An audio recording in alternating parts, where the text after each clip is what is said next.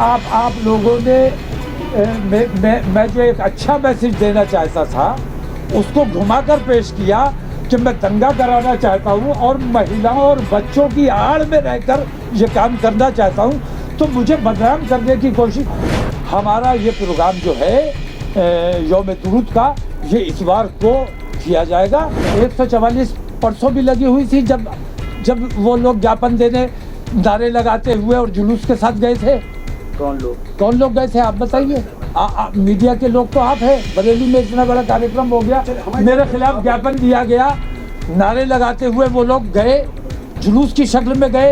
144 नहीं थी क्या? मेरे लिए 144 है।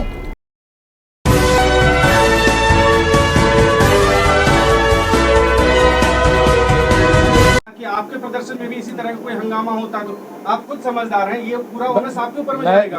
मैंने प्रदर्शन की इजाज़त ली है, मिल गई प्रदर्शन की इजाज़त ली है और प्रदर्शन की इजाज़त मुझे जुमे के बजाय इतवार की दी गई है।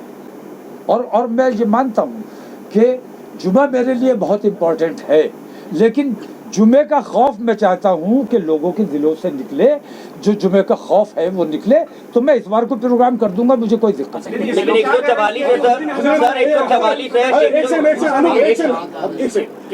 जैसा कि आपने कहा अभी कि भाई पुलिस ने दंगा करा दिया, जो जिन जगहों पे दंगा हुआ वहाँ पे पुलिस की भूमिका थी, आपने ये जो कहा, तो फिर अगर ऐसी आशंका आपको लगती है कोई और दंगा करता है, तो फिर इसको क्यों ना फिर इस चीज को टाल के कोई और रास्ता निकाला जाए? मैंने पुलिस और प्रशासन का भरपूर सहयोग किया है और पुलिस और प्रशासन से ज़्यादा मैं अपने बरेली के अपने हिंदू भाइयों पर ज़्यादा भरोसा करता हूँ, ज़्यादा विश्वास करता हूँ, क्योंकि वो मेरा किरदार जानते हैं और मुझे यकीन है कि अगर मेरे इस प्रोग्राम में किसी किस्म की गड़बड़ कोई करने की कोशिश करता है तो मेरे हिंदू भाई उसे रोकेंगे। मेरे हिंदू भाई बरेली में किसी किस्म का फितना नहीं कर देते। मौलाना साहब, जो कितने लोगों की परमिशन ली है आपने? कितने लोगों की परमिशन? मैं संख्या नहीं बता सकता। 144 लगी है, उसमें तो कम ही लोग जा सकते हैं। 144 परसों भी लगी हुई थी जब वो लोग ज्ञापन देने नारे लगाते हुए और जुलूस के साथ गए थे। कौन लोग गए थे आप बताइए? मीडिया के लोग तो आप हैं। बरेली में इतना बड़ा कार्यक्रम हो गया, मेरे खिलाफ ज्ञापन दिया गया, नारे लगाते हुए वो लोग गए, जुलूस की शक्ल में गए। 144 नहीं थी क्या? मेरे लिए 144 है। मैंने पिछले शुक्रवार को रखा था, लेकिन अमन व अमान के लिए, हर किस्म के टकराव से बचने के लिए मैंने अपना वो प्रोग्राम पोस्टपोन किया। इस जुमे को रखा, लोगों में खौफ व दहशत फैलाने की कोशिश की गई। पुलिस ने हमारे उलमा को, हमारे अइम्मा को मस्जिदों जाके टेरराइज करने की कोशिश की। ये तरीका अच्छा नहीं है। कॉल मेरी है, मैंने बुलाया है, जो बात करनी है मुझसे करो। उन लोगों को डराने धमकाने और मुकदमों का खौफ दिखाने और बुलडोज़र का खौफ दिखाने की कहाँ गुंजाइश बनती है? मैं बैठा हूँ, बुलडोज़र चलाओ या गोली चलाओ, मुझ पर चलाओ। लेकिन ज़िला प्रशासन से अभी मेरी मीटिंग हुई, उन्होंने अपनी कुछ दिक्कतें बताई। अपने उलमा के किसी भी किस्म की हम अपने उलमा को दिक्कत में नहीं डालना चाहते, अपने इमामों को दिक्कत में नहीं डालना चाहते, और हम ये बताना चाहते हैं, ज़िला प्रशासन को भी ऐसा लगता है शायद कि जुमा होगा तो भीड़ बहुत ज़्यादा होगी। ये उनकी गलतफहमी है। रसूल आज़म की शान का मामला है और हर वो शख्स जो अपने रसूल से ज़रा सी भी मोहब्बत उसके दिल में है, उसका दिल बेचैन है। और जुमे को बुलाया जाए या इतवार को बुलाया जाए, जिस दिन भी बुलाया जाएगा इंशाअल्लाह हर जुमे से ज़्यादा भीड़ इंशाअल्लाह आ जाएगी। तो मैंने कहा ठीक है, तुम्हें अगर जुमे से डर लगता है, और मैं देख रहा हूँ हुकूमत भी जुमे से खौफज़दा हो गई है, जुमे से डर लगने लगा है, तो जुमे का डर निकालना हुकूमत के दिल से, हिंदूवादी संगठनों के दिल से, जुमे का खौफ निकालने की नीयत से मैंने ये फैसला किया है कि जुमे को प्रदर्शन ना करके हमारा ये प्रोग्राम जो है यौम दुरूद का, ये इतवार को किया जाएगा।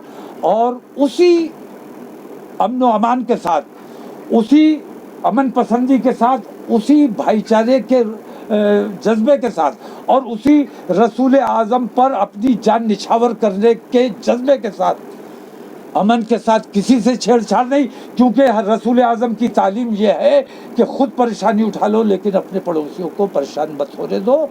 किसी के साथ कोई छेड़छाड़ नहीं, पुलिस से हमारा कोई झगड़ा नहीं है, शासन प्रशासन से कोई झगड़ा नहीं है। हमारी मांग है हुकूमत हिंद से, हुकूमत हिंद हमारी बात सुने, हमारी बात माने, और जब तक वो नहीं मानेंगे हमारा ये प्रदर्शन जारी रहेगा, इसको कोई नहीं रोका जा सकता। मौलाना साहब, आप क्या था कि शायद उसकी शील्ड आप लेना चाहते हैं? हाँ, नहीं, आप लोगों ने मैं जो एक अच्छा मैसेज देना चाहता था उसको घुमाकर पेश किया कि मैं दंगा कराना चाहता हूँ और महिलाओं और बच्चों की आड़ में रहकर ये काम करना चाहता हूँ, तो मुझे बदनाम करने की कोशिश। हम मर्द लोग हैं और ला हौला वला कुव्वता इल्ला बिल्लाह पर ईमान रखते हैं, अल्लाह के सिवा किसी से डरते नहीं है, अल्लाह से बड़ी किसी को ताकत मानते नहीं है। तो हम छुपने और डरने मर्द हैं अल्हम्दुलिल्लाह। औरतों की आड़ में रहकर कोई काम नहीं किया जाएगा।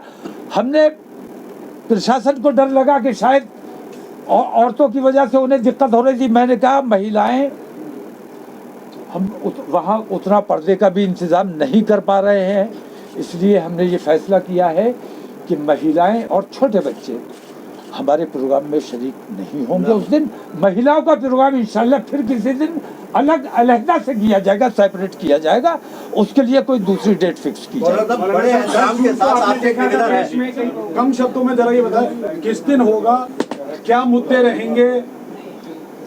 20 सेकंड में कम शब्दों में। हमारा प्रदर्शन इतवार, आने वाले इतवार को होगा और उसमें किसी किस्म की नारेबाजी नहीं की जाएगी, प्रदर्शन नहीं किया जाएगा, जाम नहीं किया जाएगा, सड़कों पर घेराव नहीं किया जाएगा।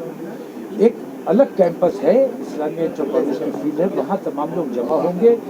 दुरूद शरीफ का नजराना पेश किया जाएगा, अपने मुल्क के अमन व अमान की, भाईचारे की और तरक्की और खुशहाली की दुआ की जाएगी और प्रधानमंत्री की सर्वजन की दुआ की जाएगी। इतना सा कार्यक्रम। क्या सरकारी परमिशन इसकी मिल गई है या आपके प्रशासन से? ये सवाल आपको प्रशासन से करना चाहिए कि उन्होंने परमिशन दी है कि नहीं। अच्छा, एक आखिरी सवाल। शामिल होने की उम्मीद है कि मैं कानून अपने हाथ में नहीं लेता, मैं ज़बरदस्ती नहीं करता, क्योंकि मुझे अपने उलमा और अपने अइम्मा की इज्जत ज़्यादा प्यारी है। उनके साथ किसी किस्म की छेड़छाड़ हो, बदतमीजी हो, ये मैं बर्दाश्त नहीं करूँगा। और अपने तमाम उलमा से और अइम्मा से भी मेरी दरख्वास्त है कि कहीं किसी किस्म की आपके साथ बदतमीजी की जाए या छेड़छाड़ की जाए या रोक टोक की जाए, आप बराह रास्त मुझे फ़ोन करें, बराह रास्त मुझसे रब्ता करें, जो मुमकिन मदद हो सकेगी इंशाल्लाह वो की जाए। एक आखिरी सवाल मौलाना साहब, एक वीडियो जो इन्होंने कहा, सभी ने वीडियो वायरल हो रहा है जिसमें कहा जा रहा है कि 2 लाख की संख्या, आपने कहा है कि 2 लाख लोग इकट्ठे हों और जिसमें देश में बेईमानी वाली बात थी, तो ये क्या है? मतलब क्या आपका आह्वान था या नहीं? ये हर जिले से 2-2 लाख लोग इकट्ठा हो, जेल जाने के लिए, मरने के लिए 20,000 आ सकते हो, जेल जाने के लिए 2 लाख नहीं आ सकते हो, क्या ये क्या बयान था, किस परिप्रेक्ष्य में था ये वायरल हुआ? अब ये कौन सा परिप्रेक्ष्य था? ये तो उस वक्त की बात थी, उस वक्त के साथ गई, उस वक्त सवाल करना चाहिए था। अब इस वक्त की जो परिस्थितियाँ उसके मुताबिक सवाल करेंगे तो ज़्यादा बेहतर मैं बता पाऊंगा। सवाल इसलिए है कि वो कहा जा रहा है कि आप अगर 2 लाख लोगों को बुला रहे हैं तो कुछ दिन भी हंगामा हो सकता है, इसीलिए आपने मैं संख्या निर्धारित कर ही नहीं सकता, मुझे अंदाज़ा नहीं है कि कितने लोग होंगे। मैं ये नहीं कह रहा हूँ कि 2,000 आएंगे या 2 लाख आएंगे, 5 लाख भी हो सकते हैं, हो सकता है कुल 2,000 रह जाए। मैं संख्या निर्धारित नहीं कर रहा हूँ, लेकिन जो आएंगे, जितने भी आएंगे, पूरे अमन के शांति के साथ आएंगे और शांति का और अमन का पैगाम देने के लिए आएंगे। और जो बेईमानी मुल्क में जारी है इसके खिलाफ एहतजाज करना हमारी जिम्मेदारी है और अपने देश के हित के लिए कर रहे हैं। मैं बार बार ये बात कह रहा हूँ कि मैं अपने देश को, मेरे देश के प्रधानमंत्री को, भाई मेरा मानना ये है कि जो निर्माण अवैध है वो टूटना चाहिए, वो चाहे हिंदू का हो या मुसलमान का हो। मुसलमान जब किसी अपराध में इन्वॉल्व मिलता है तब आप उसकी जांच करते हो, तब उसकी प्रॉपर्टी आपको अवैध नजर आती है। उससे पहले वो अवैध नहीं था। मैं इसलिए कह रहा हूँ कि ये बुलडोजर की कार्रवाई जो है ये सबके साथ होनी चाहिए, बराबरी से होनी चाहिए, किसी के साथ ज्यादती नहीं होनी चाहिए। वो तमाम लोग सर्वे होना चाहिए। मैं कहता हूँ कि बरेली की बात नहीं कर रहा हूँ, मैंने लखनऊ में मैंने बहुत मालूमात की, 90% बिल्डिंग्स जो हैं वो अवैध हैं, पीडीए से जिनका नक्शा दुरुस्त पास नहीं हुआ है। अगर बुलडोजर अवैध चलाना शुरू कर दिया तो खंडर हो जाएगा देश, क्योंकि देश की अक्सर बिल्डिंग है उनके पास नक्शे पास नहीं है, और जिनके नक्शे पास हैं उन्होंने उससे ज्यादा बनाया हुआ है। तो बुलडोजर की कार्रवाई से बेहतर ये है कि बिल्डिंगें तोड़ने से, बिल्डिंग जो है वो देश की संपत्ति है, वो देश की संपत्ति है। बुलडोजर नहीं चलना चाहिए, बल्कि कानूनी कार्रवाई जो बनती है, बिल्डिंग जब्त कर लो, बिल्डिंग किसी हिंदू को दे दो, किसी गरीब को दे दो, लेकिन उसको बुलडोजर नहीं चलना। देश हित में कोई और फैसला लिया, बस और चीज जोड़ दूं, क्या देश हित में कुछ और फैसला लिया? ऐसा है, हम देश हित वाले लोग हैं और देश का अमन व अमान हमारी प्राथमिकता है। देश में अफरा तफरी का माहौल न बने, देश में भाईचारे का माहौल बना रहे, हिंदू मुसलमान टकराव की नौबत न आए, इसका हमने सबूत भी दिया। पिछले जुमे को हमने सबूत भी दिया। हिंदू समाज का जो कार्यक्रम था उसकी वजह से हमने अपनी तारीख हटाई, लोगों में नाराजगी भी हुई, लेकिन हमने उन्हें समझाया। तो हम मुसलसल, मैं अपने देश से प्यार करता हूँ और मैं अपने बरेली से प्यार करता हूँ, बल्कि मैं यूँ कहूँ कि मेरा शहर, मेरा बरेली ही मेरा देश है, यही मेरी मातृभूमि है और मैं इसका अमन व अमान किसी भी कीमत पे, बरेली का अमन बर्बाद होने का मतलब है देश का अमन बर्बाद होना। तो वो लोग जिनके ऊपर देश की जिम्मेदारी है, देश के अमन व अमान की जिम्मेदारी है, देश की तरक्की और खुशहाली की जिम्मेदारी है, वो लापरवाही से काम कर रहे हैं। हमारा एहतजाज उनके खिलाफ है। हम नुपुर शर्मा की बात नहीं कर रहे, नुपुर शर्मा की गिरफ्तारी की भी मांग नहीं कर रहे। हम सिर्फ प्रधानमंत्री से इतना क्लैरिफिकेशन चाहते हैं कि उनकी पॉलिसी क्या है, वो क्या चाहते हैं, क्या मैसेज देश और दुनिया को देना चाहते हैं। एक जिसने अपराध किया है उसकी सरपरस्ती करने का मतलब क्या है, हमें इस तरह सा क्लैरिफिकेशन चाहिए। जिस दिन प्रधानमंत्री अपनी जबान खोल देंगे, अपने बयान जारी कर देंगे, उसके बाद हम कोई धरना प्रदर्शन नहीं करेंगे, कोई एहतजाज नहीं किया जाएगा।